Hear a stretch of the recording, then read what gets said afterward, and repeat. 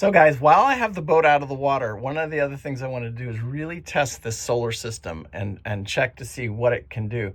And right now, all I have on is the refrigerator. And everything else, I shut off everything when I leave every night. And I'm looking at the state of charge on the battery, so it's at 87%, and the refrigerator was left on all night long. Now you got to remember, nobody's living in the boat, nobody's in the boat, so you're not opening and closing the refrigerator doors.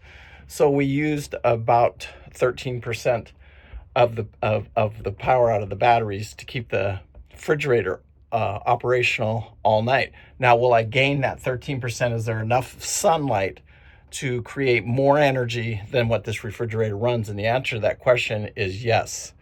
Okay, so we have several different ways of charging our batteries. That controller right there is this controller right here, and that's our big controller. And right now it's bringing in, it's got about 600 watts of solar power on the panels themselves.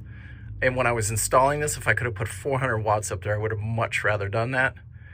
And so right now it's taking on 300 watts. It's about 10 o'clock in the morning here, 9:30. And so right now we're getting about 300 watts. This will jump up to probably somewhere around 400 or 500 watts later on in the day. And then that will charge the battery to the full back up to 99, 100%. And this will go out of bulk charging and go into float probably in the next, probably about 3 hours, right about 1 o'clock, which is perfect.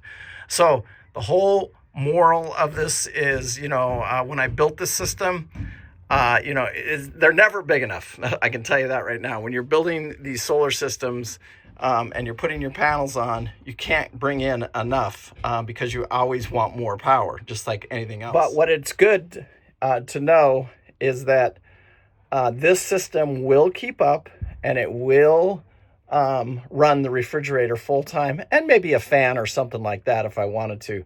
Last night I didn't have anything on. It's dead in the winter here. So it's very cool because you can come out here to Boot Key. You can live full time on this boat, never start the generator, and always have cold food, which is a huge, huge thing.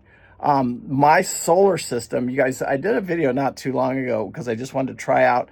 That's leaving everything. That's leaving one air conditioner on. That's running the refrigerator, the computers, the TVs, everything. And I was able to handle, the lithium batteries were able to handle it for 10 hours is what they were in the sunlight.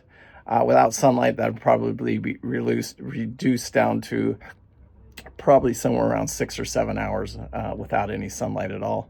But anyway, I just wanted to do that quick little comparison, especially you guys out here.